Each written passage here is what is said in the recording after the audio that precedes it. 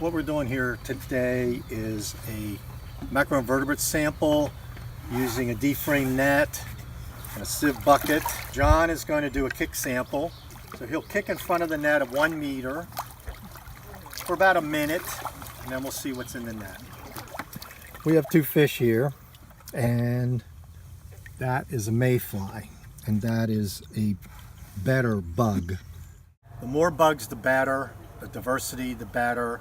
The more mayflies, stoneflies, and caddisflies, the better water quality, because they need cleaner water quality to survive. We're learning a lot about different kinds of species of fish, where they live, what habitat they like to have.